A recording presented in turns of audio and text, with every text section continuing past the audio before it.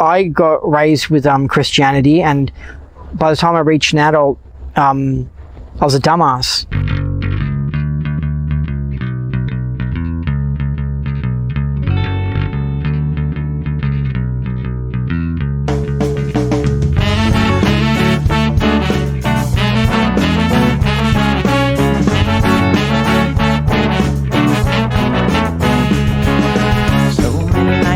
In this world, accessible of kindness and ethical blindness. So please excuse my sarcastic tone. I'm a bit underwhelmed by the sample shown.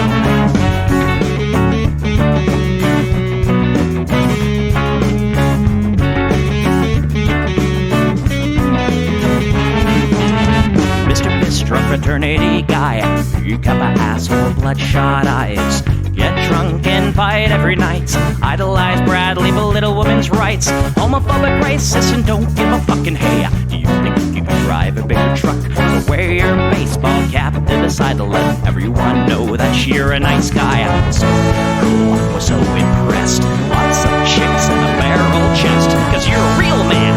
Punch for punch, gonna piss in your face while you're passed out drunk.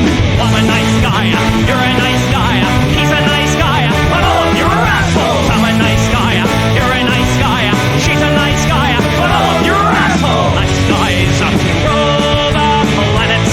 Oh, I just can't understand it. Conquered defined by deception and lies. Social Darwinism and an overdose of pride. Fuck off, jerk off. I don't wanna hear it. Fuck off, jerk off. Read into the lyrics, cause everybody gets their just desserts. As long as you remember that nice guys finish.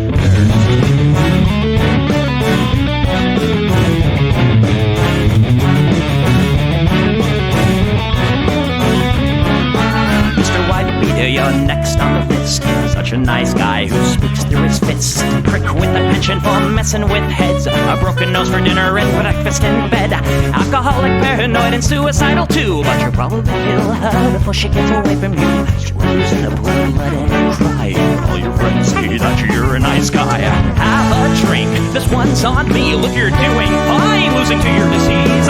Comatose, I'll pack your bags. Bury you like cash ready to go. Nice guy, you're a nice guy. We're all nice guys, but all of you are assholes. He's a nice guy, she's a nice guy. Hey, Tom's a nice guy. All of you are assholes. Nice guys rule the planet. The public dominant. Put a body by deception and lies. Social Darwinism and an overdose of pride. Fuck off, jerk off. I don't wanna hear it. Fuck off, jerk off. Read into the lyrics. Don't let the fucking pill quench your thirst. As long as you remember that nice guys finish first.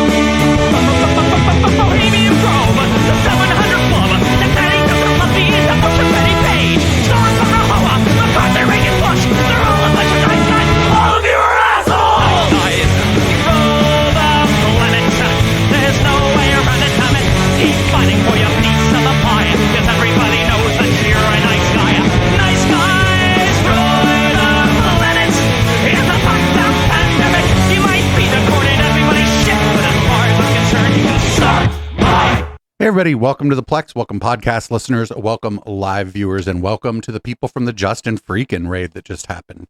We do the show usually live at 7 p.m. Pacific, right here on Twitch. That's twitch.tv/Echoplex Media. But boy, howdy, has it been fucking hot out, and I was not starting this show at 7 o'clock p.m. my time tonight.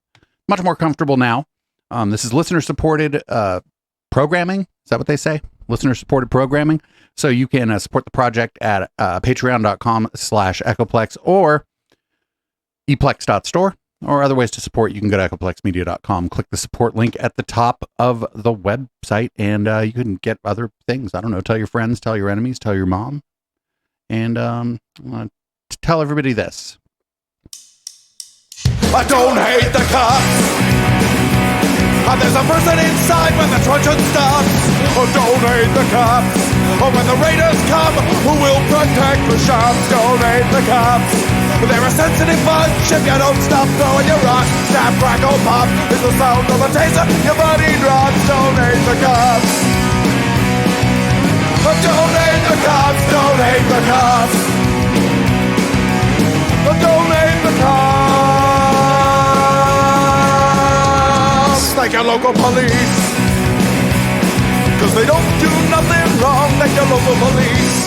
Got rid of the corruption and the racism is gone. They've been keeping the peace, keeping homeless folks out of the parks and malls. Got a cure for your social disease. Follow the law, don't hate the cops. Follow the law, don't hate the cops. Follow the law, don't hate the cops. Follow the law, don't hate the cops. Follow the law, don't hate the cops. Put your hands above your head and show you're not afraid.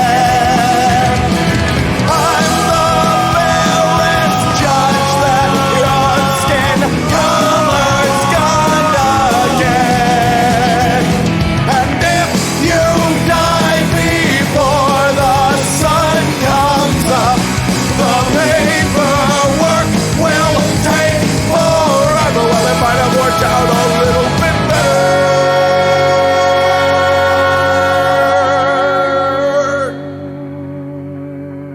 if you didn't hate the cops.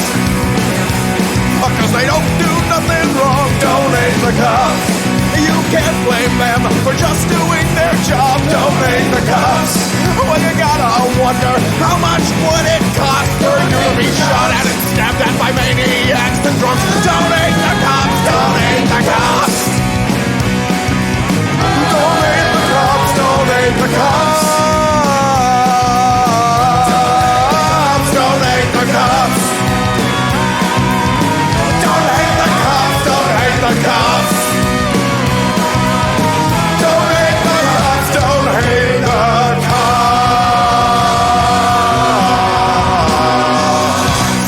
All right, so important news about election interference from 2020 dropped this weekend. It wasn't that the Dems did anything. Nope. Tina Peters from Colorado. She was an election worker who well, got convicted of election interference. And here is some video from her sentencing. Here, the defense has, and Ms. Peters in particular, has remained quite defiant, which is her right, but certainly not helpful for her lot today. And in arguing why I should impose a particular sentence, she tells me about her ailments, her loss, her struggles in life. But in reality, for those of you who may have been here earlier this morning and seen some of the folks who've occupied that chair before Ms. Peters, there could be not much in the way of a comparison in terms of the type of sympathy one would extend to Ms. Peters. Those folks didn't have 4 lawyers representing them. They didn't have a team of assistants helping them. They're not getting rides in private jets all over the country. Damn, dude. Sit in that chair, suffer, generally speaking, immeasurable trauma in life, struggle mightily with alcohol abuse, substance abuse, mental health struggles, family loss. They come from broken homes. The cards they were dealt were never the cards that you were dealt, Ms. Peters. So when I hear you discuss your husband, who sadly passed away recently, your family struggles, and your son, who served our country admirably and made the ultimate sacrifice, I consider it. And I note too that he honored his oath to the country, something that is not lost on me when considering the circumstances under which you find yourself here. Your age, limited criminal history, and the like are certainly somewhat mitigating. Your ties to the community are what they are, but your reputation at this point is poor because of what you've done here and after. Your lies are well documented, and these convictions are serious. I'm convinced you would do it all over again if you could. Yeah, she would. I mean, that's like her grift. As a defendant as this court has ever seen. You don't have those histories of drug and alcohol abuse. There's no lifetime of trauma, not even close to the type of mitigating circumstances I would see from many folks who sit in that chair. No, to the contrary, Ms. Peters, you are a privileged person. You are as privileged as they come. And you use that privilege to obtain power, a following, and fame. And to be sure, there's no doubt in my mind that it's exactly what you wanted, and it defies all sense of common sense to believe when you suggested to me a few moments ago that you didn't want this attention. No, you crave it, ma'am. And there is no one Oh, shit. who would consider that Fucking dude has Twitter.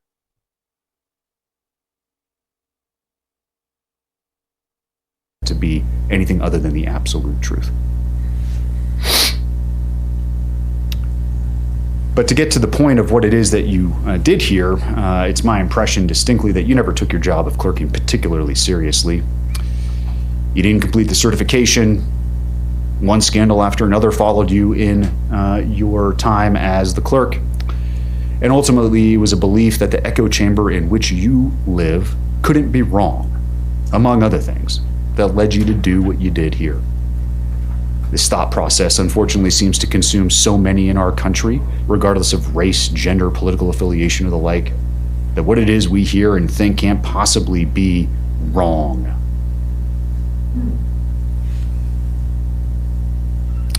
There are many things in my mind that are crystal clear about this case.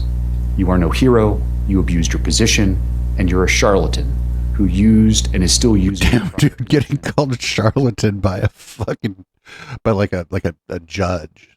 Like, oh my God. Fuck, dude. I hope I never have a judge calling me names. In office to peddle a snake oil that's been proven to be junk time and time again. In your world, it's all about you. But at bottom, this case was about your corrupt conduct and how no one is above the law. No one in this country has absolute power.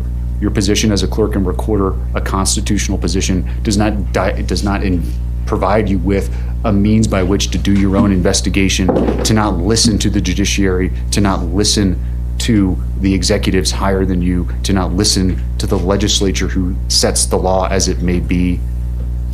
This is nonsense. Our system of government can't function when people in government think that somehow, some way, the power they've been given is absolute in all respects. And that's where you fell. You have no respect for the checks and balances of government. You have no respect for this court. You have no respect for law enforcement. And you do not have respect for your fellow colleagues when you were a clerk and recorder who weren't lockstep in your beliefs. Period. Indeed, just weeks before trial, you were apparently doing what I mentioned earlier, that is, over at the clerk and recorder's office where you're not supposed to be, violating the protection order by speaking to employees of that. Oh no.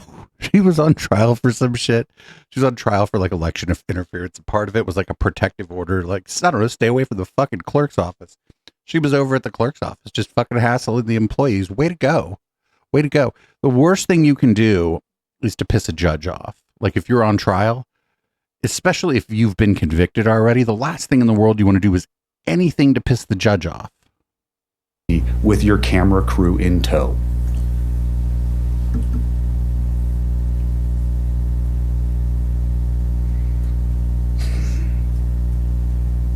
You have no qualms with violating the court's orders because you're innocent, because you didn't do anything wrong.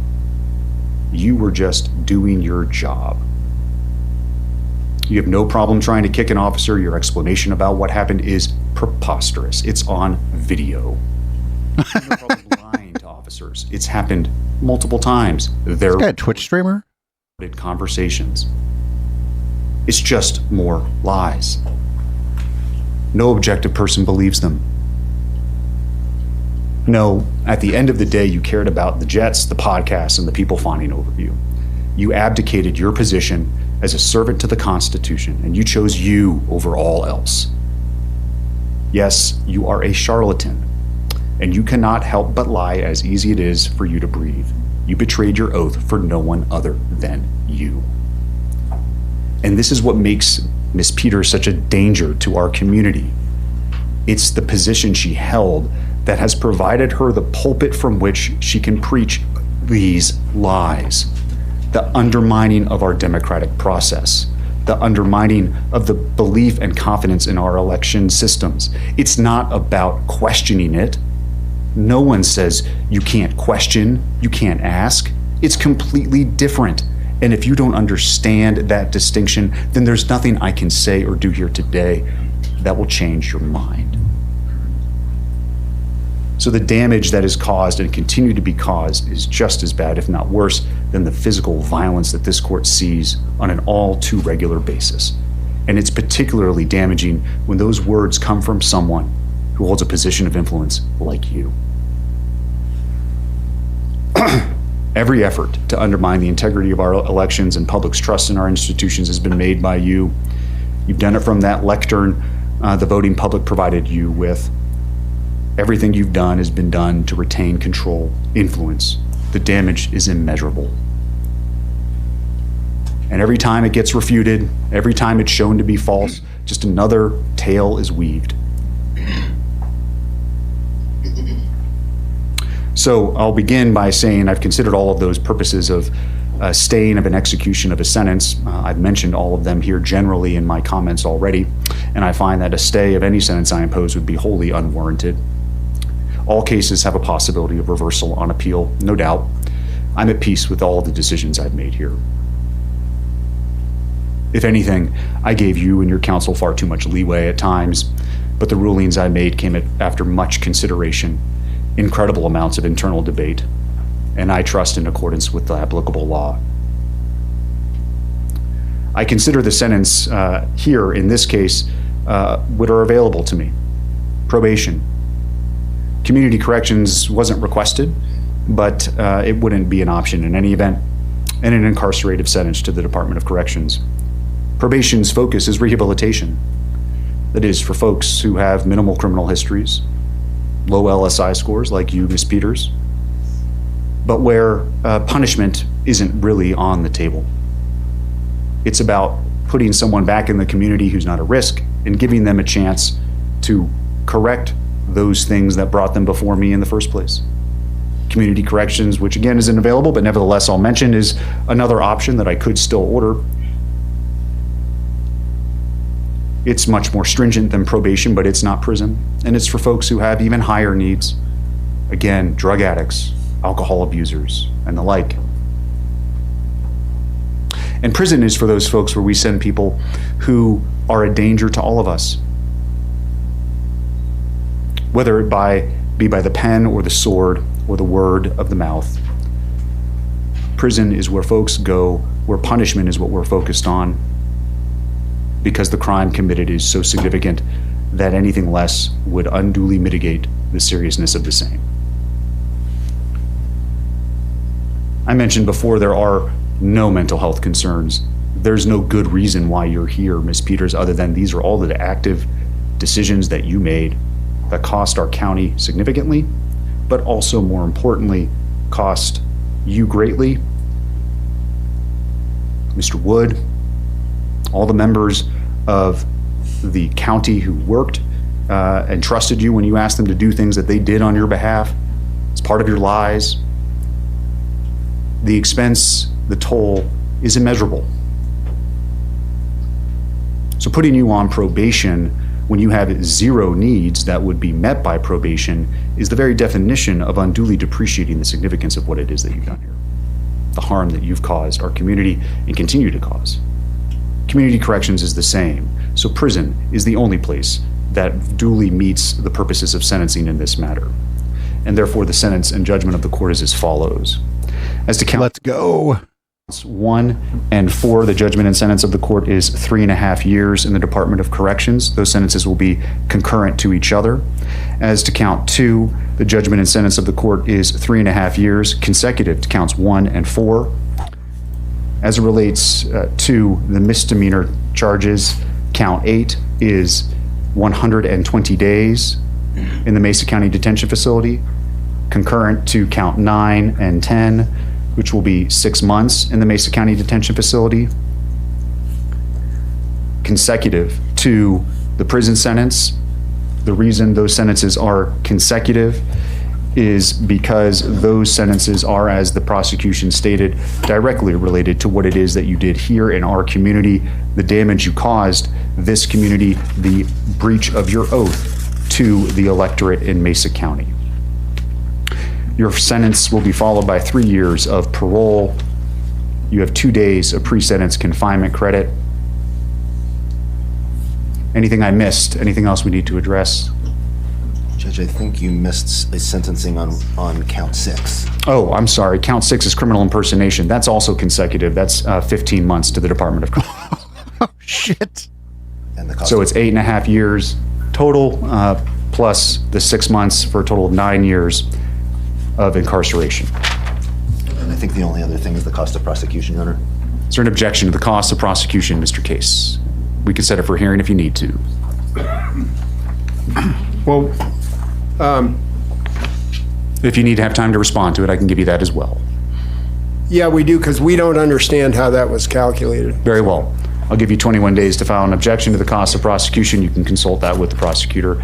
If there's an objection, we'll set it for a hearing. Nothing else. Mr. Case, anything else? Yes, Your Honor, we have a motion previously filed for a stay, which I believe, I just denied that.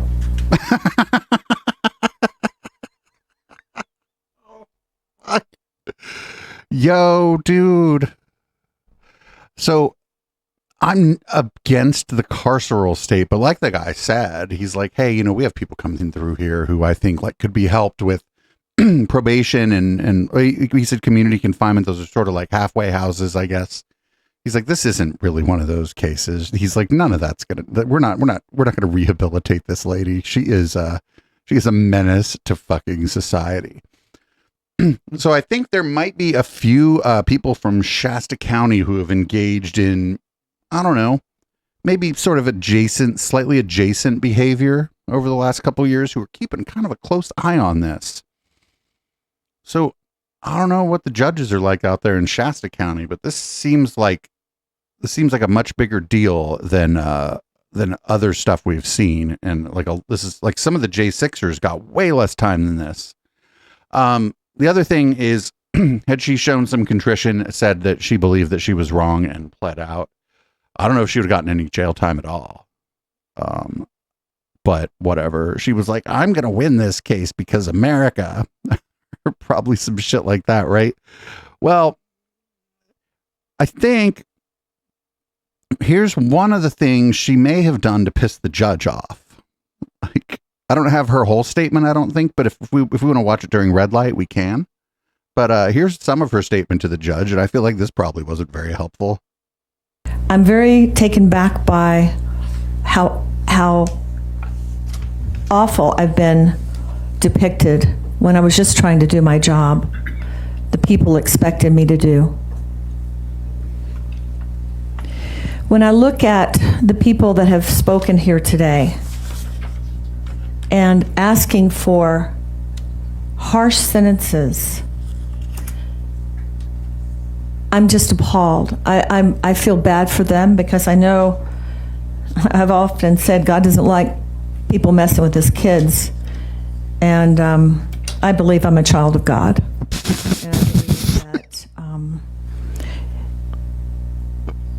it was important for someone to stand up, and I chose to do that. I have health problems that would not be treatable in the Department of Corrections. First of all, yeah, she fucking took a bunch of election data. Like, what the fuck? 1995. I was in 2 rear-end collisions in 84 and 2010. It was pretty severe. I was diagnosed with fibromyalgia, I don't know if you can zoom in a little bit, and chronic fatigue as a result, and I had to stop working for the airlines in 1995.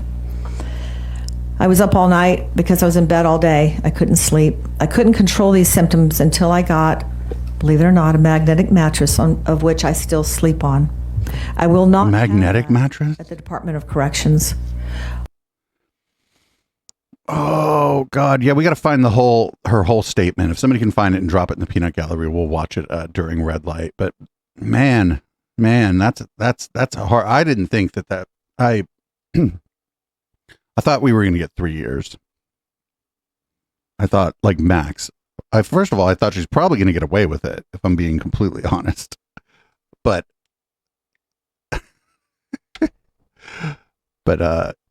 yeah, I thought she was going to get I didn't think she was going to get 9 years. Now it's it's not federal, so she's going to get time for good behavior. Although that assumes that she fucking listens. Oh God, what if she starts fucking mouthing off and fucking, oh no, what if she ends up serving the whole fucking sentence because she can't shut the fuck up once she gets into prison? Oh God. Anyway, here's something I never thought I'd see. Here's Trump getting a Purple Heart at one of his rallies. This to the crowd. He had actually written a letter to you after you'd been shot in Pennsylvania.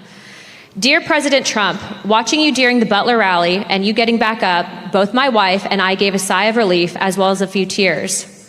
I would be honored if you would accept this small token that I received as a young Marine in Vietnam. My wife and I both thought it appropriate. Small token. God bless you, your family, and the United States of America. Sincerely, Dwight. Dwight, where you at?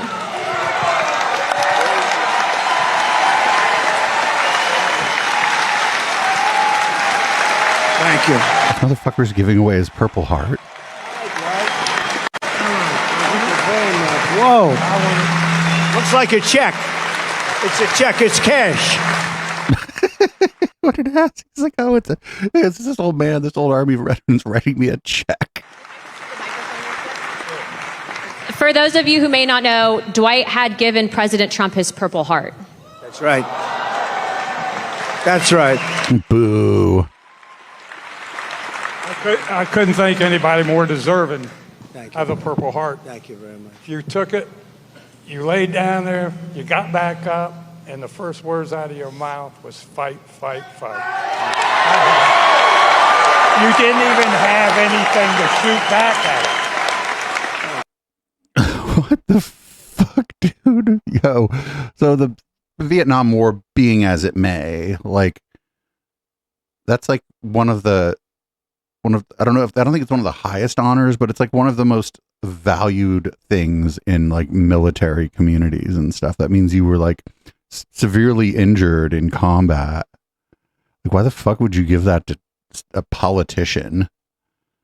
That should be I don't know. I'm not big on making new laws and shit, but that should is there something in the UCMJ, the military law about that? Because there should be. You shouldn't just be able to fucking give that to some motherfucker running for president. Anyway, here we go. We got another Trump event. This is pilled ass Scott Pressler at one of Trump's events. He's gonna, I guess, say some dumb shit. It's a short clip. To our beautiful Amish and Lancaster and across the state, we will protect your raw milk, your dairy, your farming, your school choice, your religious freedom, your ability to afford to have 10 beautiful children per family. What the fuck? So that dude was, I mean, that was one of the most pilled people during the height of QAnon was Scott Pressler. We got more because of course, here is from, you knew this is going to be on the docket. Here's from a Trump rally in Pennsylvania. This is just a clip of him announcing Apartheid Clyde joining him, I guess, on stage. Watch this. Come here. Take over, Elon. Yes, take over. Don't worry, I have some of Elon's speech too. I just thought his little awkward jump had to be on there. I've been watching Boston Legal lately, and there's a character on there who awkwardly jumps, but he doesn't awkwardly jump as awkwardly as Apartheid Clyde does. So here's some of his speech. This is fucking amazing. think this here might be like the thing that we remember that was like the deciding factor on this election. America is the home of the brave. I'm sorry. All right. And there's no truer test than courage under fire. So who do you want representing America? Yeah, absolutely. And I think this election, I think it's the most important election of our lifetime. This is no ordinary election.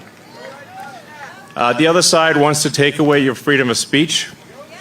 They want to take away your right to bear arms. They want to take away your right to vote effectively. You got 14 states now that don't require voter ID. California, where I used to live, is just passed a law banning voter ID for voting.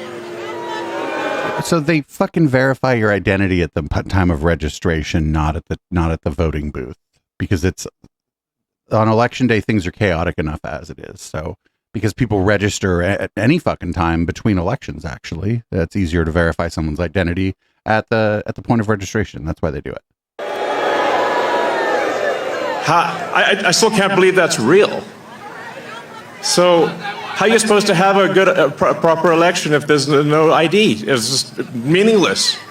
And free speech is the bedrock of democracy.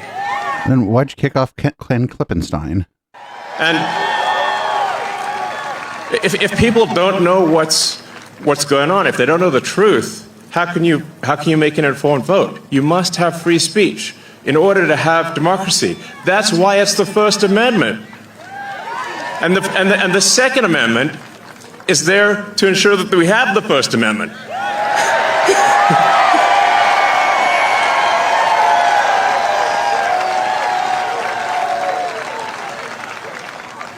President Trump must win to preserve the Constitution. He must win to preserve democracy in America.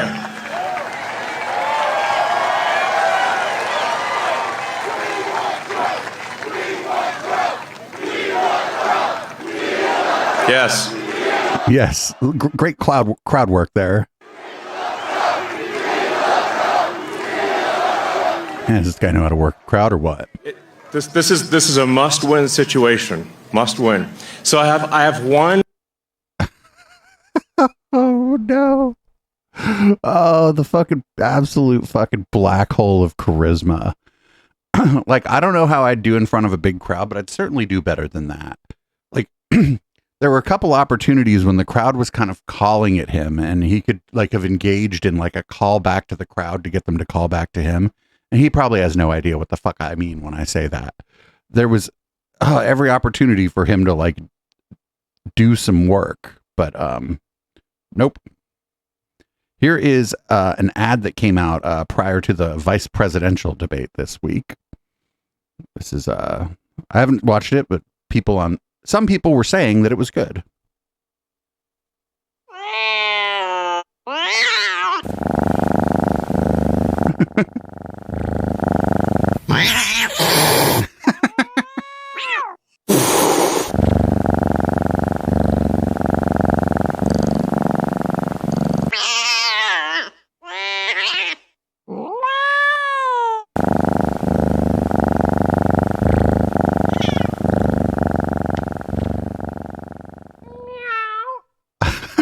Fuck yeah, meow baby.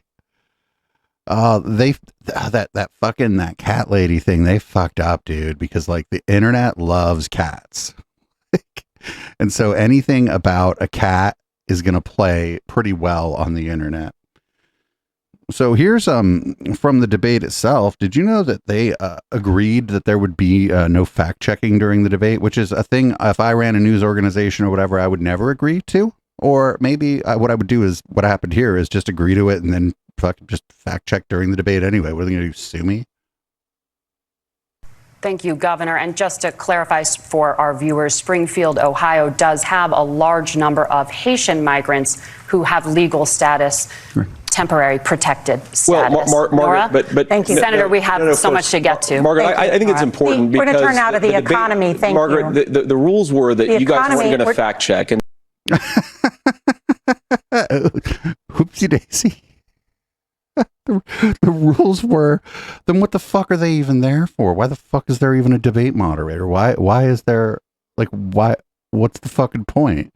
If there's nobody there, like, that's what the moderator is supposed to be there for. They're supposed to moderate. They're supposed to, like, fucking, also, it just makes them look kind of whiny, right? It makes them look like, oh, the judges are being mean to me. Here's more about the fact checking at the debate. It's widely opined that Senator Vance was very well prepared for this debate, and all of his answers, again, addressing the moderators, addressing his opponent in this moment. But again, watching the responses, obviously one of the big ones, former President Donald Trump, watching his response, he took to Truth Social to air his grievances about the moderators. And in the Post, he wrote this, quote, "Both young ladies have been extremely biased anchors." Did you come away with that when you were watching this debate? And if so, what moments stood out to you? Well, when they fact-checked Senator Vance and shut off his mic, I thought that was pretty alarming, especially since the rules So I don't think they shut his mic off. they agreed to were not to fact-check the candidates on the stage, but they just could not help themselves because I think they were getting triggered by Senator Vance speaking the truth so powerfully and so eloquently, not only effectively tackling Governor Oh, they did. I'm getting from chat that they did mute his mic, but only after he wouldn't shut up. but also pushing back against the mainstream media's lies on so many issues. It didn't matter, though. Again, Senator Vance did an incredible job of tackling those anchors' bias, of relaying the truth about the issues that matter, and speaking directly to voters at home. Minnesota Governor. So there's, again, like, what the fuck is, like, a news organization hosting a debate for and like providing moderators if the moderators are not there to, stop people, I guess, if they're going on and on and on, but also like to provide context to the viewers. Up next, one of my items here, I have the wrong link, but that's okay. Up next, Lindsey Graham and Sean Hannity, they seem sad. They seem very unhappy in this exchange here. They were sad. I love seeing Sean Hannity and Lindsey Graham both sad. Usually it's only Lindsey Graham who's sad because he just always looks kind of sad. If you don't do something about it November the 5th, we got nobody to blame but ourselves as the American people. This country will be unrecognizable. Senator Graham, thank you. Biden Harris. Aw. So sad. So sad, everybody. We got Colorado Governor Jared Polis talking with Sean Hannity about the term radical Islamic terrorism. It seems like it's right after the vice presidential debate. So let's see what this is like here. Wonder if Hannity's going to be sad again. I hope so. Why does she think it's courageous to never say the words radical Islamic terrorism or illegal alien? She said that in 2019. Yeah. Who attacked us on 9/11? Yeah, I don't follow her every word, but yes, they were She followers said of it. Osama You should bin watch my Laden. show. They were radical Islamic terrorists. She said Americans should have the courage to never say radical Islamic terrorism or illegal alien. Well, look, I think what she was trying to get across, and we're all imperfect in how we do it, is there's good Americans who are of the Muslim faith. You know that, I know that. You probably have Radical some friends who are. delineates. Radical members of any faith who use their faith as an excuse to exact violence on other people and attack innocent Americans is inexcusable, illegal, and she's a former prosecutor. She's prosecuted people for hate crimes. She's prosecuted people who engaged in acts of violence. Nobody talks about hate crimes. Radical Islamic terrorism, terrorists that attacked us on 9/11 and Israel on October 7th. All right, next question. That guy was one of my picks, actually, for VP. I didn't know that much about Tim Walz, but I did know that Governor Polis is pretty cool, but I don't even think he was like really in the running. So this is from The Five. This is from Fox's The Five. I don't know who's going to say this, that the, it's going to be Waters, because of course it's going to be Jesse Waters, that somebody should go and, remember when Trump threw the fucking paper towels at the hurricane victims? Well, Waters is going to suggest that that's actually what the people want. This is a 9-second clip. I don't usually run 9-second clips, but this is so mind-expandingly stupid that we have to run it. What I recommend her doing is maybe you get a little paper towel like this, like he did in Puerto Rico. That's what the people want. Give. Oh, so it was Puerto Rico, not Florida. Like, he's not kidding. Like, that would be pretty funny if he was kidding. He'd be like, well, I don't know, she could just throw some paper towels. It seemed to work for the other guy, but that's not what he said. He like seemed to think that that's like a thing that fucking, that helps somehow. Here we go. This is from our Right Side Broadcasting. This is at a Trump event. This is before Trump spoke at the event, and they're still trying to cook that shit about Kamala Harris's earrings. Does anybody remember that shit about Kamala Harris's earrings, where they're like, oh, she's getting all the answers through her earrings? Well, here's RSBN still cooking on that one. Which is why I think something sus was happening during the debate, because that's the only time she's ever sounded put together. Even though she was not telling I wouldn't even say that. Comparatively, yeah, I get it. comparatively, She had to have the questions. She had the question. Oh no.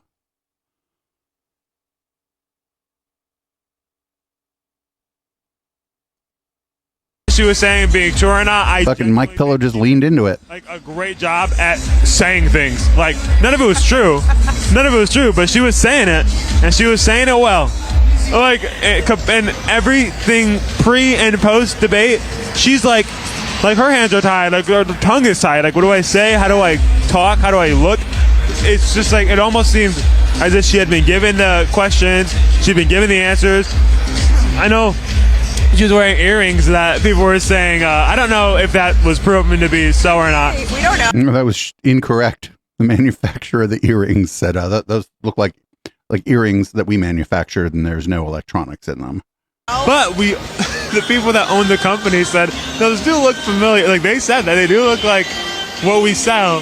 So, No, but that was a different company.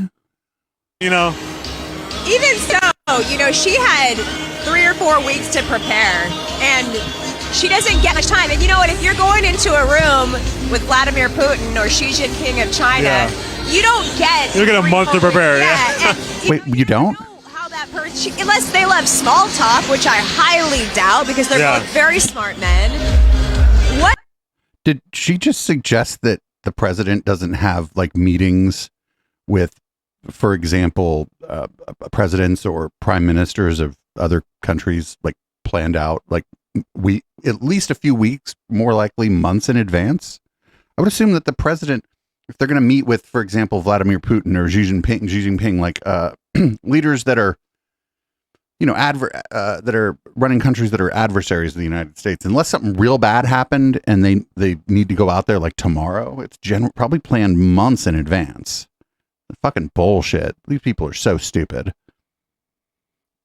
So, as we approach the election, we're going to continue to see Jill Stein. However, the day after the election, Jill Stein will go back into hibernation, and we won't see her or hear shit from the Green Party for another, 3.5 years, probably. The next question I have here is about January 6th. I'm going to read it because it's kind of a loaded question. Protesters from January 6th have received a combined total of nearly 850 years worth of prison sentences. Individuals like Zach Reel, Joe Biggs, Stuart Rhodes, and Enrique Otario received the longest sentences, ranging from 15 to 22 years. Those are longer than the 4 people who got term sentences at the Nuremberg trials. So my question for you is, why should they serve longer sentences than actual Nazis? And as president, would you commute or not, if not completely pardon all nonviolent January 6 protesters? That's kind of a loaded question there. Yeah. I guess she's like, I'm not really running for president. I just like getting on TV every 4 years. I would have to look more carefully at their actual charges. when I look at January 6th, it was dangerous. People broke laws. They should be held accountable for breaking laws. But whether the sentences were reasonable, I would have to dive more into the weeds than I have done. In the big scheme, I see a lot around January 6th as being blown up for political reasons. At least she didn't fucking like go all in. She's like, I'd have to look at it. Like the right answer there is be like, listen, I'm not an attorney. I am not familiar with these cases and whether or not I believe this, that, or the other thing. It seems like I wouldn't want to interfere with the Justice Department or, any state or local authorities and any state or local systems of justice. That's the right answer. That's what anyone could say and not have to even answer the fucking question. I'm pretty hesitant to interfere in this kind of way. Not Jill Stein. She doesn't even know how to fucking... That's why she's never going to be like an elected official. She doesn't even know how to dodge a question she doesn't like. Up next, we got a Breakfast with Fox and Friends. And here we get a debate reaction from some Michigan voters. Do you feel like they focus on the issue enough about what's happened at the border?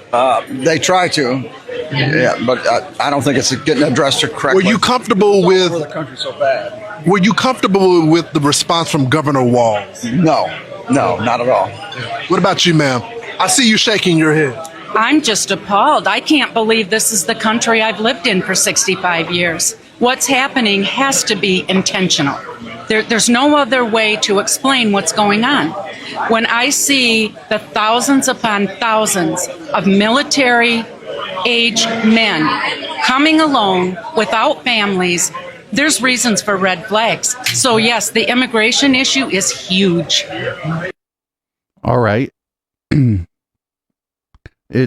So she wants to let the families in? Is that what she's saying? She would like to let the families in? Or is that not really what she's saying? Up next, we got Marjorie the Gathering. She thinks that after the election, when her side she believes is going to win, she thinks that Special Prosecutor Jack Smith should actually be prosecuted for special prosecuting, I suppose. Everybody should just prosecute everybody. Let's go. Regime, which is what they have done the entire time, Natalie. What Jack Smith is doing is completely illegal, and he should be prosecuted. After we win on November 5th, Jack Smith should be prosecuted. I'll go further. Matthew Graves, the U.S. attorney that continues to prosecute January 6th defendants, election protesters on January 6th. Matthew Graves should be prosecuted. This is a weaponized abuse of power, and shame on Republicans in Congress for never doing a damn thing about it. What about like the jury, the people who went to jury trial and the juries convicted them on the fucking charges? Should those people be prosecuted? What about the judges who presided over those trials? Should they be prosecuted? What if I just showed up because the gallery was open and I could watch, and I was maybe happy about the results? Should I be prosecuted? Like, who shouldn't we prosecute in conjunction with this stuff? It's dumb as fuck. This is dumb as fuck. Speaking of dumb as fuck, here's a. Well, I think I'm just going to play it. This is another clip from Marjorie the Gathering, and shout out to the Discord because I missed this one, but y'all found it. People are not affecting climate change.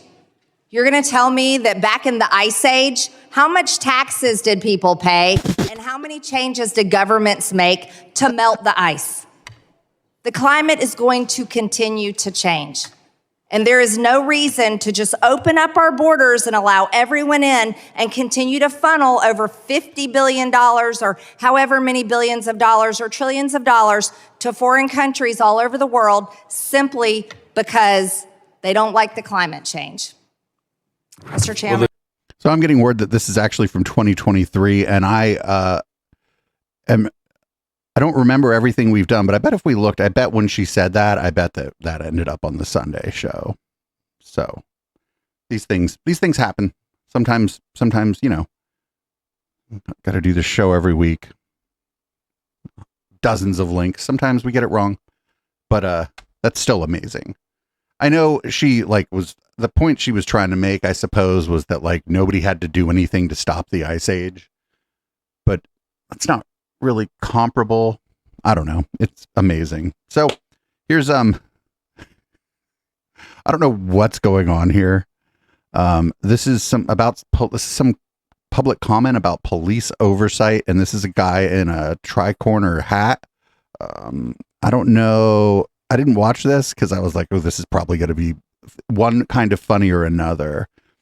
I'm hoping this guy's like roasting these people, but let's see. Everybody ready to, what's that song that they, I don't know the fucking song. Anybody got a flute? When, in the course of human events, it becomes necessary for one party to dissolve the political board that confronted it like no other. Nah, I'm not going to subject you to my version of the Declaration of Independence, but I do have a related comment. I believe your role is to speak truth to power on Minneapolis police-related issues. The authors of the current oversight ordinance and your bylaws were as much concerned with creating legitimate and serious civilian oversight as they were with how can we restrain what this advisory commission will do? How can we keep it under control? What those outside authors failed to realize is that this commission is not like and should not be like other advisory boards and commissions. No one is going to burn down this building because there are too many potholes or not enough bicycle lanes. This commission is different and needs the widest possible berth to do the job it ought to be doing. It can't and shouldn't fit neatly into some rigid mold of what the council, the mayor, the Minneapolis COO, the city attorney, or the city clerk think should apply uniformly to all of the city's boards and commissions. I believe that to cooperate in such an endeavor is to abdicate your real responsibility on police issues, and that is to speak truth to power. I know it sounds like a slogan, but your job at its best is to bring that slogan to life. Thank you. Oh shit, that was good. Yeah. He was like, why are you trying to hamstring this committee? He's like, if the police continue to like overstep their bounds and abuse the citizens, we're likely going to see civil unrest. And that's, important for us to try to avoid. And if if this commission that you're putting together is toothless and has no real power, and you're doing whatever you can to stop it from actually addressing the problem, then why are you doing that? Like, what the fuck? So good for him. Good for him. I don't know what his politics are. I don't know anything about him, but I like that he dressed up like, I like that he wore it. Why do they call it a tri-corner hat? Because a corner is usually associated with 4. Anyway, fuck the Lincoln Project, but their recent ad is pretty good. You're in trouble, Donald. In the courts, in the streets, in your own party. But there's one big problem you never saw coming. Turn around. He's right behind you. It's JD. His billionaire friends mock you. Why do you think they forced JD Vance on you? Age is getting to you, Donald, and you're just too slow to see the plan. If you win, JD will come for you. You won't see him until it's too late.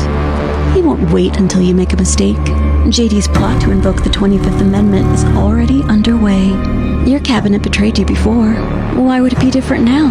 And with Democrats in the majority, no one will stop him.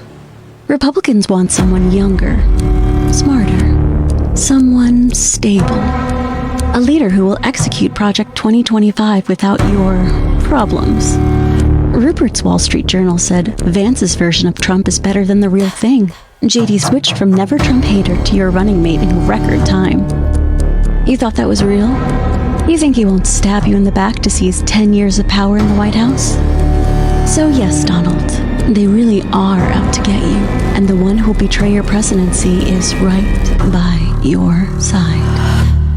Yo, that's so fucking smart, dude. Getting people to, because I don't believe that's the case. And I don't think that the fucking ghouls at the Lincoln Project believe that's the case. But there are ways in which I think people who don't like these folks need to be willing to engage in a bit of, I'll call it conspiracy mongering, to be honest, because you can't just unilaterally like disarm in that space. Yeah, I'm just glad that the fucking ghouls at the Lincoln Project were the ones that were doing it, because I don't know. I'd be really kind of annoyed if it was like Media Matters or Right Wing Watch or somebody doing that. So people in the chat are saying that JD Vance won't do that. JD Vance will do whatever fucking Peter Thiel tells him to do. Do not get it twisted. I don't know. Is that what Peter Thiel wants? Who knows? So here's a bit of advice. If you're out putting on campaign signs on people's lawns, it's, not a bad gig. It's good. Campaign signs work, especially in local elections because people are unfamiliar with the candidates. But if you don't have permission to put the campaign sign on someone's lawn, you should never do that. First of all, I think it's illegal, you're trespassing. But also, I don't know, you might find some like kind of ornery old man who doesn't like you. These signs in the yard. We'll do one. Please leave our property. Or I will burn them right in front of you. Leave. Get him. Let's start this again. Get him. These signs in the yard. We'll do one. Please leave our property. Or I will burn them right in front of you. Leave. Out. Now. Oh, hey, we just got an email. That's why. I don't want to talk about it. Told now, you. Leave. You Get were your on our asses out of property, here. and we don't. Sir, why are you being so hostile? Because you're not listening you're not at all. listening. No, we are trying to listen. No, you're not. You just put that there. I told you don't put it there. Okay, you want it down farther? No, we do not want that. Get it out. You want it down farther? Or? I want it right up your ass if you don't move. I don't know if it would fit up my ass. You want? I can try. Okay. It could be a misunderstanding. I think you guys said you wanted them down at the end. No. Bullshit. Right? We did not. You said right here, boss? Yes. Oh, sorry. We don't want to do that. It's okay. Hey, I'm sorry. You're going to get it out of here. Okay, we'll get out of here. No worries. Now. We made a mistake. Grandpa got mad at us, so we were Back up. That's my dad. That is not a grandpa. You can leave right now.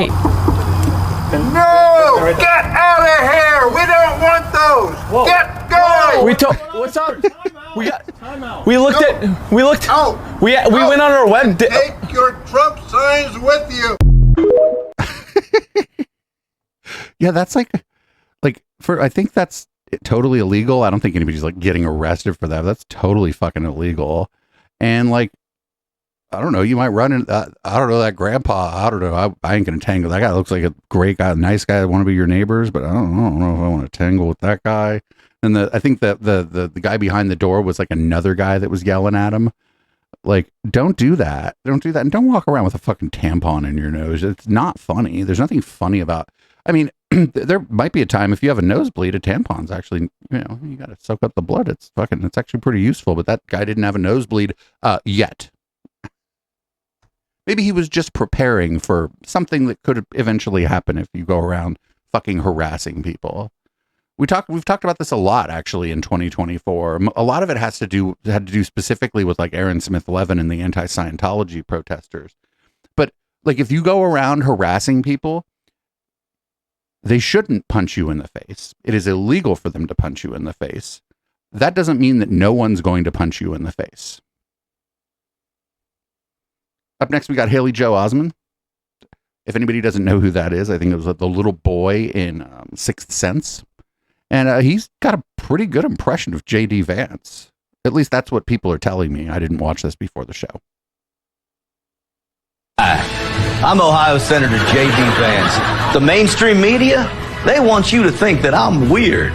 They call me creepy, cringy, awkward, that I give people something called the ick. They want you to think that I can't order a simple donut.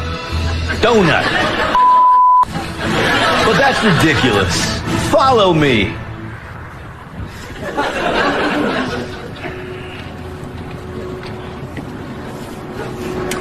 I love how he just like fucking like the old lady's like there to get some donuts and he just like walks in front of her. Hello? Okay.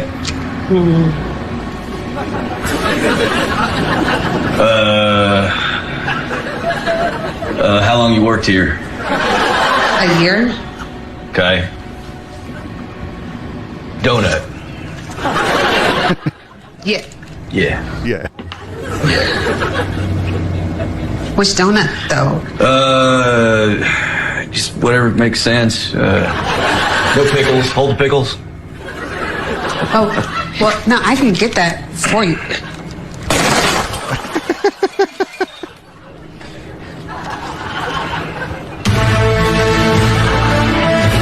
The Democrats say I don't know how to talk to people, but that is just not true. Hello, worker. That's it? Sure. So, how long you been black?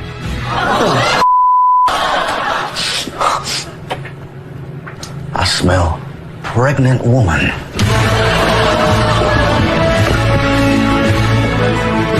Hello, ma'am. When do you spawn? That's none of your business. And you, sir, you must be the father. I'm 9. Please get away from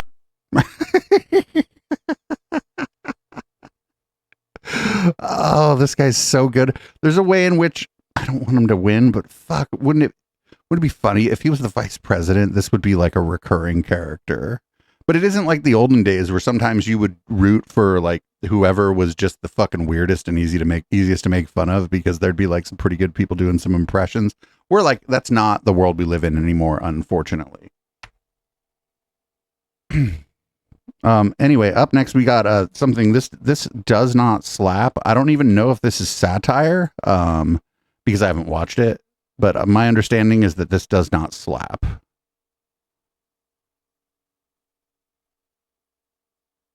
My fellow Americans, the time has come today to stand tall and proud for your country. We must unite together. We are one nation that's under the people. We are invincible with liberty and accountability for all. That's why I'm American. Got that work, we put it in. Don't stop coming till we win. Throw our hands up, no, we did it. We the people coming with it. Got the numbers, TikTok did it. Better listen up, they gon' ban the song in less than a minute. That's why I'm American. Got that work, we put it in. We American, we win. Throw our hands up, no, we did it. Oh, hell no, y'all did nothing.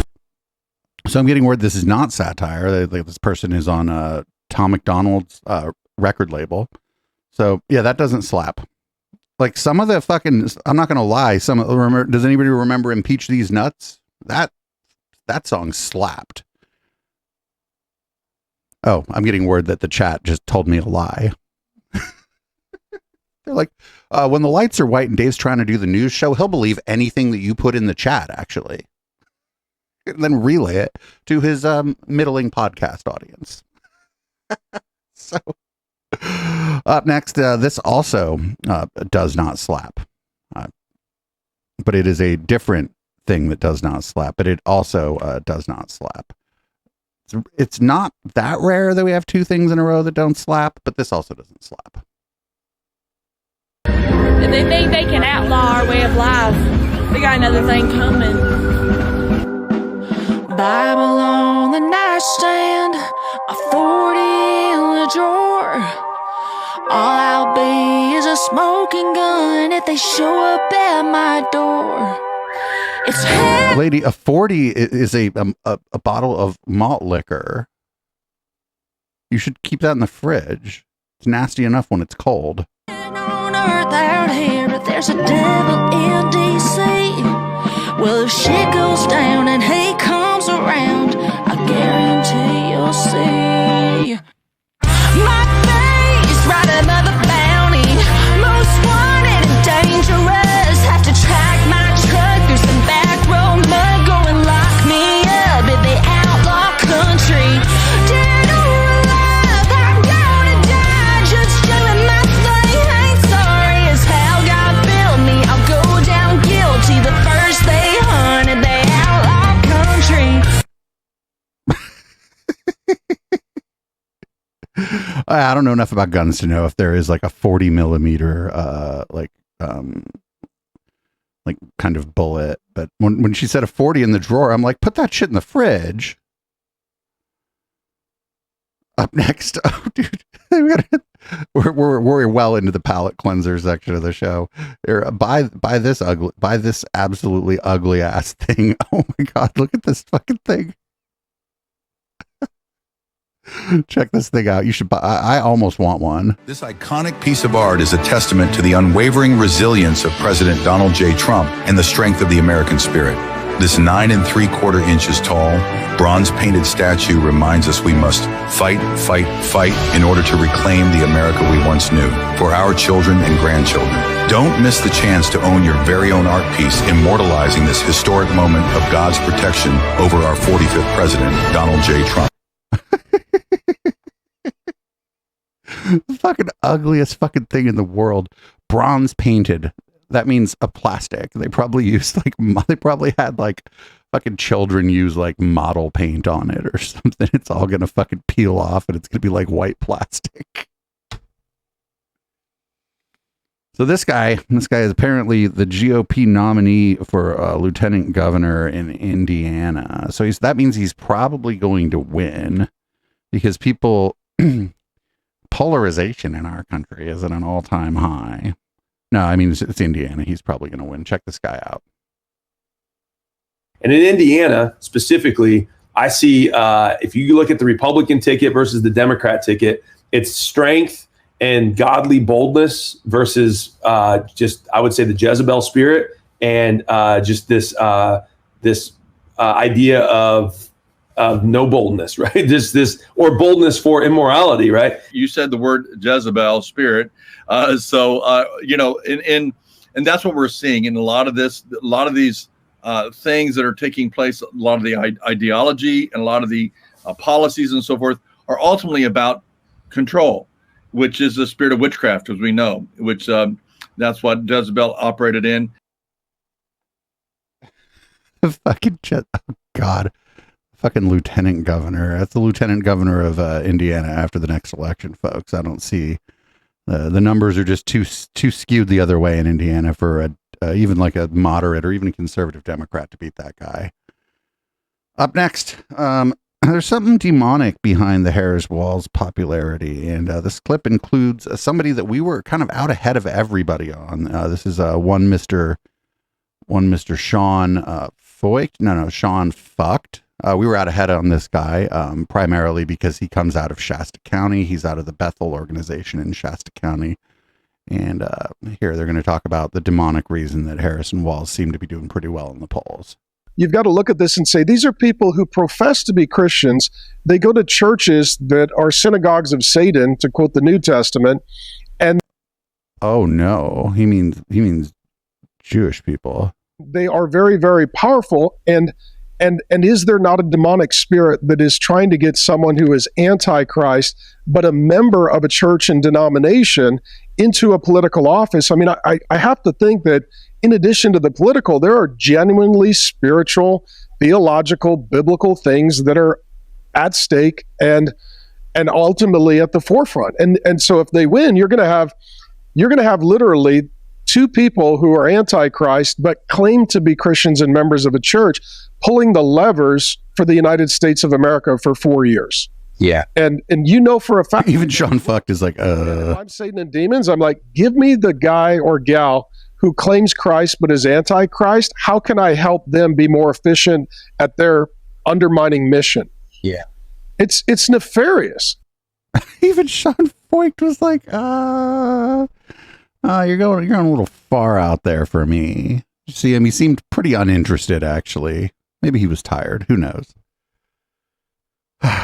We'll be keeping an eye on Sean Voigt as always, but it seems like his 15 minutes of grifter fame are largely up, so far as I can tell. So Beetlejuice 2 came out. I don't know if anybody saw it. I'd be interested in seeing it. I very much enjoyed the first Beetlejuice, and I didn't think I would, but I was young too. I was like, oh, a dumb movie, and I kind of enjoyed it. But also, here's another point of view about it. Okay, I just felt led. I just left and watched. I watched the first one at 5-something p.m., 5:45, and I don't know if anybody in here is a believer of Christ, but the Holy Spirit was telling me that this movie is demonic. They were doing, they had doing seances, they were doing spells, they were summoning demons. Even they said in the one of the actresses, the main actress said that Beetlejuice is a demon. Okay, so I repented. I covered this entire movie theater with the blood of Christ. And I just felt led to come back in because I didn't do that the first time with the people that was with me. I left actually very early. I left 25 minutes into the movie. But you know what? Don't kick her out. Let her cook. Stop what's on the screen and let her cook. And I encourage y'all not to watch the movie because these things open portals. And y'all, if you do not believe me, you can do your research, open the Bible, and look. Sometimes we think things are innocent. We may go get our hand read, but when we go get our hand read to get answers, we actually leave with more problems than what we came in with. You know? You leave with less money. May God be with you all. God bless you. I love y'all, but Jesus love y'all more. Oh, that's so fucking weird. Don't do that to people. Just don't fucking watch the movie. And like, there have been all kinds of movies where the protagonist or the antagonist were like kind of coded as evil. Up next, we got God, I forget this guy's name too now. He's been out of circulation. At least on our show. He's the guy, if anybody remembers, where he had like the greasy hand. I forget his name. He had some fucking like greasy shit on his hand and reached out to the camera. I forget this guy's fucking name. Anyway, he's going to say that the Haitian immigrants are going to break into your kitchens in particular.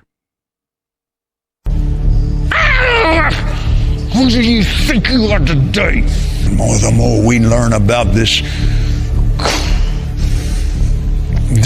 covenant of God. What blood? The blood of this covenant. Glory to God. Cut the covenant with his Father God. Glory. That's good. Oh, there's nobody at his church. Moses of old. There's they're coming one. Don't ever do it. Don't ever feel sorry for yourself. Don't ever do it. Absolutely stunning. Sis, delicious. It is so good. And he will be like Moses, and he'll live 120 years. And he said, yeah. Is that Kenneth Copeland? Yeah, it's Kenneth Copeland. Just before the cross. And we have a healing covenant. Dwells in me, the pure, spotless blood of God. And Hesed was performed for me. He's my blood brother, and my father is my friend. And as he is, so are we in this world. Glory to God, I don't have it. I never will have it. And I don't mind telling you, I'll never be sick again in my life hereafter forever. Not one time. I will never. Say what? Today? We know your mama. That's weird. The description said that he said the immigrants will break into your kitchen, but he didn't say that. But that was still a good supercut of Kenneth Copeland, who I had forgotten about. And I agree with the people in the chat. I don't believe in demons either, but I'd make an exception for this guy. This is Tom Heidecker. I understand that he actually just had cancer and is in remission, so good for him. And he's done this before, but here's another one. This is an impression of the Joe Rogan podcast, and this one's especially good because he's got a Fuddruckers sign behind him. I don't even know what it sounds like or anything, but I bet this is great because he's got a Fuddruckers sign behind him. You know, if someone was going to put a gun to my head and say, you know, what does the future look like? Where are we in 15 years? To me, it is pretty clear. It's that, you know, I think Dwayne "The Rock" Johnson will run for president, and I think he will win. And I think he will restructure society in a new way that will completely disintegrate the two-party system that we have, and will reorganize the government so there will be one I wouldn't call it. It's hard because we get stuck with names. We get stuck with with terminology that's antiquated, that's expired. But it will be the closest thing you could call it is a benevolent monarchy, and a magnanimous kingdom.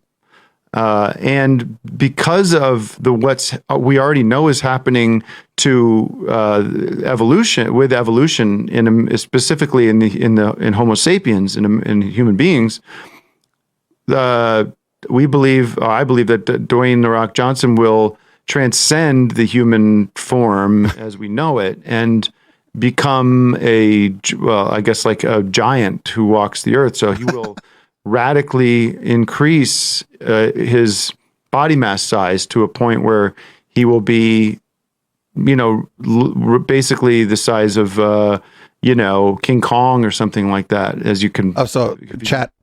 He had a cardiac problem, not cancer. I was incorrect.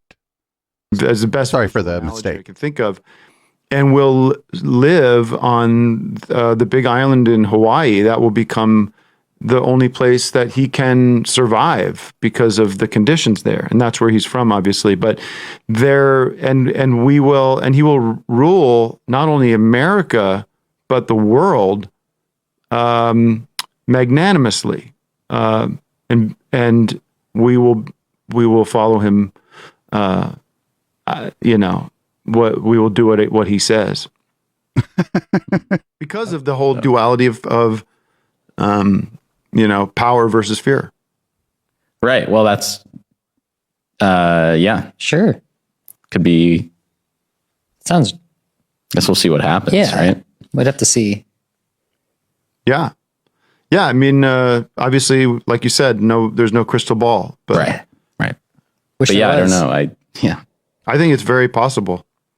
Right. Well, I don't know The Rock like you do, but it would be it'd be very interesting to see how that all shakes out. There's a lot of paths for sure. And I guess, and there's no way to say there's no way to say that that's definitely not going to happen. Like, it's true. There's people that will say that's not physically possible, that kind of growth in that amount of time, that kind of evolution, but all that stuff's getting completely torn up. Yeah, sure. Right? I mean, we'll have to see what happens, I guess. It's interesting. Definitely. All right. Well, I've never made it to the end of one of these shows, so I don't know how they wrap up. I'll end it there. Some people in chat are mixed on whether or not they thought it was funny. I think it's kind of funny, but whatever. I have time to fill. So we got we were talking about the fucking Kenneth Copeland and how he might actually be a demon. If anybody was a fan of the Intellectual Dollar Tree a couple years ago, anybody remembers this guy Jonathan Pageau? He was on the Rebel Wisdom with David Fuller, and I think it was the Jonathan Vervaeke. And he had said that he believes in literal demons, and they tried to back him off of that claim. And he said, no. He's like, I believe in literal physical demons that inhabit the world. But I know that about him, and I saw that he posted a 40-second clip, so we're going to watch it and see if it's bonkers like the demon shit. If you try without like the guidance of a spiritual father or someone helping you, if you try to like get rid of all your sins, you are in serious danger, my friend, because you're going to run right into a wall. It's like people who try to establish crazy disciplines, like dieting, for example, like, I have this problem, like I'm going to diet like crazy. And then, then you meet them a year later and they've gained another 30 pounds. The only difference is they're now also very unhappy because they failed. Oh, talk to your friend Jordan Peterson about that. To They achieve failed what they... and they're unhappy. That's a good point of the idea that in some ways to understand the state of the fall and to understand the need to acknowledge imperfection. Like, I don't know why anybody would post that.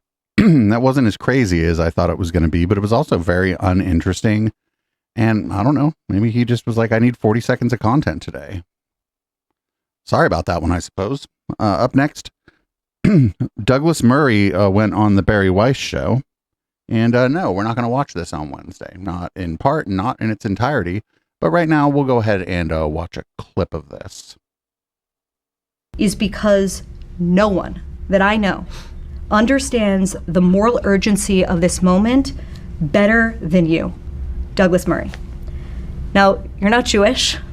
You have no Israeli family members, although I know a lot of Israeli families that consider you an adopted family member. What? And yet, it is you, more than That dude's a fucking neo-Nazi. the world, who has articulated the stakes of this war and the moral clarity that it requires.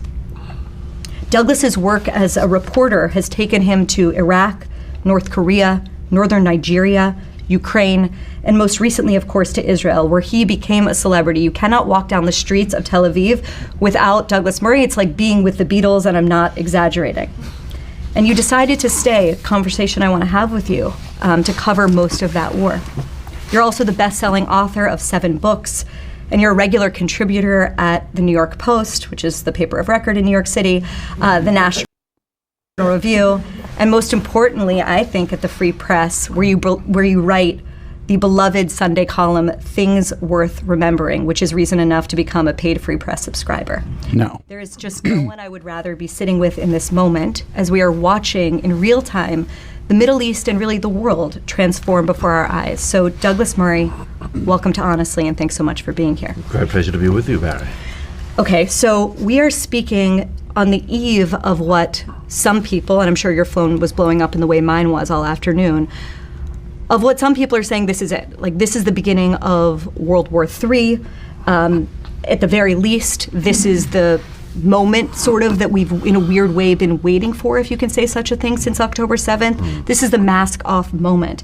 And I guess these people have such a fucking boner for, they want World War III to break out in the Middle East. It's like, this is the moment we've been waiting for. I don't really have any desire to see escalations of conflict anywhere in the world. Do you? Do you think that's good? Seeing escalation of conflict anywhere in the world?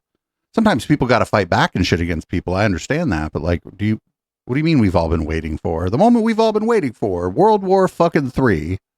Like, what the fucking shit? There's no way we could possibly sit through this hot garbage on a Wednesday. And imagine how annoyed I would get with both this and my co-host on Wednesday if we had to sit through this, like during the white light part of the show, or I guess the bisexual lighting part of the show now. So we're not going to watch that on Wednesday, but if you're listening to the Plex and you don't listen to the Intellectual Dollar Tree, make sure you do check out the Intellectual Dollar Tree.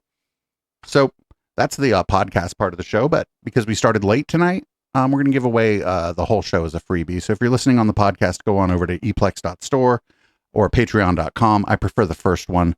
You can get the whole show. Just go to the members section on either of those. You can get the whole show, audio and video of that. While you're there, consider becoming a member at the $5 level or higher. Really, really helps me out. Or at eplex.store. I don't know, buy a tinfoil hat like the one I'm wearing right now that you can totally hear on the podcast if you're listening on Spotify. Anyway, that's the show. Thanks everybody for hanging out during the podcast part of the show. Live viewers, live listeners, stick around. We're not going anywhere. Actually, if you're listening on the pod, you can go download the whole rest of this. And as the chat's saying, make sure you check us out on Twitch. This has been the Plex podcast. We're going to head on into red light, everybody. Everybody knows that at the end of this show, we play boomers. And this band will be the reason that Catterday has to be canceled in December, because we're going to the Periscope Sweet Haya show, as we always do. I'm going to go change the content of my drink, change the color of the lighting in here, and we're going to come back with red light. It'll be cooked.